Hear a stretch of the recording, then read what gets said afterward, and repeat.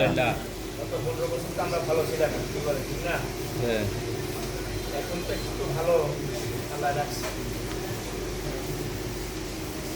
আলহামদুলিল্লাহ ওয়াসসালাতু ওয়াসসালামু আলা রাসূলিহ ওয়া আলা আলিহি ওয়া সাহবিহি আজমাইন।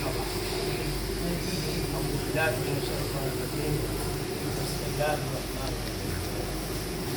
ইয়া আইয়ুহাল্লাযীনা আমানু হাল আদুল্লুকুম আলা তিজারা তুনজিকুম মিন আযাবিন আলীম। قال رسول الله صلى الله عليه وسلم من أكل الربا وموكله وكاتبه وشهده। আমার উস্তাদুল্লাহ ওলামা ইকরামদের নিয়ে আয়োজিত আজকের এই অত্যন্ত পবিত্র অনুষ্ঠানে সম্মানিত সভাপতি, বিশিষ্ট ব্যাংক ইসলামী ব্যাংক নিয়ে যারা গবেষণা করে তারই অন্যতম একজন এসিভিপি বিশিষ্ট ইসলামিক স্কলার, গবেষক, আলোচক, হাজার হাজার আলেমের উস্তাদ,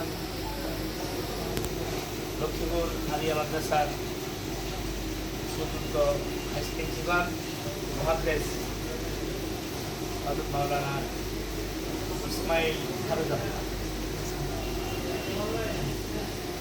বিশেষ অতিথিবৃন্দ, ওলামা, আমরা এখানে হাজির হতে পেরে মনিয়ান করিয়ান আল্লাহ সুবহানাহু ওয়া তাআলার শুকরিয়া আদায় করি। আলহামদুলিল্লাহ। আমরা আবারও বলি আলহামদুলিল্লাহ। ছাত্র জনতার এই আন্দোলনকে যদি আল্লাহ কবুল না করতে, আল্লাহ যদি খাস মদদ না থাকে, তাহলে হয়তো আজকেও আমরা ওই জালেমদের অধীনে, কি বলেন কথা ঠিক কিনা? কথা বলি এর মাঝে মধ্যে, ঠিক কিনা কথাটা? আমরা একটু ভাবছি এত দ্রুত এত সহজে এভাবে জালেম মুক্ত হবে দেশ, ইসলামী ব্যাংক জালেম মুক্ত হবে, ভাবি না একটু। আমাদের প্রাজ্ঞ আলোচনা হয়েছে, অনেক আন্দোলন হয়েছে, জালেম জান নাই, মনে হয় যেন আরো মজবুত হয়ে গেছে। এই আন্দোলন যখন শুরু হয়, সবার বক্তব্য ছিল যদি এটাকে জয় করে দেওয়া যায় তাহলে এই দেশে আর কথা বলার কোনো বিকল্পটা থাকবে না। আল্লাহ কবুল করে। আলেম ওলামারা প্রতিদিন এই মসজিদে জুমার পরে 5 ওয়াক্ত নামাজের পরে দোয়া করে। কি ভাই, আমরা আজকে আসছি ইসলামী ব্যাংকের অনুষ্ঠানে, ঠিক না? ওনারা যে কষ্ট করে আয়োজন করলেন, আল্লাহ ওনাদেরকে কিন্তু হায়াত দরাজ করবে। এই আন্তরিকতার সাথে ইসলামী ব্যাংকের অফিসার এবং কর্মী ভাইয়েরা প্রতিদিন কষ্ট করতেছেন আমাদের জন্য, ঠিক কিনা বলেন? আল্লাহ ওনাদের এই খেদমতকে জিহাদের সাথে কবুল করুন, আমিন। ভাইয়েরা, এই ইসলামী ব্যাংকের ইতিহাস তো অনেক লম্বা ইতিহাস। ইসলামী ব্যাংকের মূল ধারণা কে দিয়েছেন? মুহাম্মদ রাসূলুল্লাহ, কি বলেন ঠিক কিনা? দিয়েছিলেন। অনেক লম্বা কথা, সময় কম, ওই ইতিহাস হারিয়ে গিয়েছে। এরপরে যে ব্যাংক শব্দ, ব্যাংক শব্দ হলো গ্রিস শব্দ, ব্যাংক থেকে ব্যাংক। যখন ব্যবসা বাণিজ্য শুরু হয় গ্রিসে, ব্যাংকের উপরে বসে তারা লেনদেন করে। বাংলাদেশে ইসলামী ব্যাংকের ইতিহাস অনেক লম্বা। আমাদের শহীদ কাফেলার নেতৃবৃন্দ চিন্তা করলেন, এদের যদি হালাল না হয় তাহলে সেজদা মাথার উপরে যাবে কিনা বলেন? যাবে না। ইবাদত কবুলের শর্ত হচ্ছে হালাল গিজা।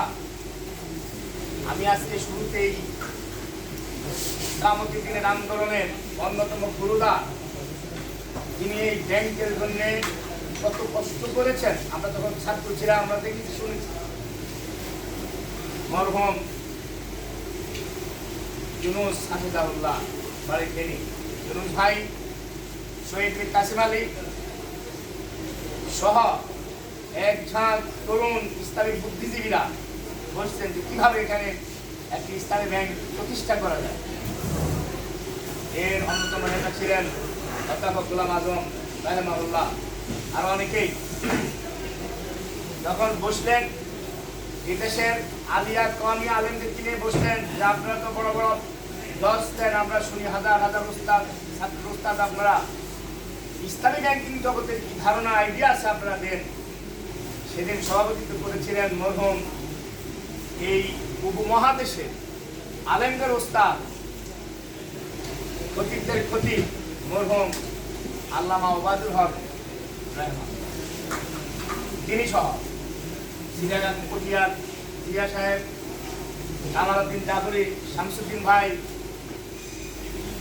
আল্লামা লুৎফুর রহমান, দেলোয়ার হোসেন সাইদি, ওনারা সহ বসে একটা সিদ্ধান্ত হলো যেটাই যথেষ্ট নয়, আমাদেরকে সৌদি আরবিয়া, কুয়েত, কাতার, মালয়েশিয়া, ইন্দোনেশিয়া সবখানে যেতে হবে। তারা কিভাবে ইসলামী ব্যাংকিং ব্যবস্থা করছে সেখান থেকে ফি মানতে হবে। সব কিছুকে একত্র করে 1983 সালের 30 মার্চ বুধবার বাংলাদেশের জমিনে আল্লাহ এই ইসলামী ব্যাংকের কার্যক্রম শুরু করেছেন বলুন আলহামদুলিল্লাহ।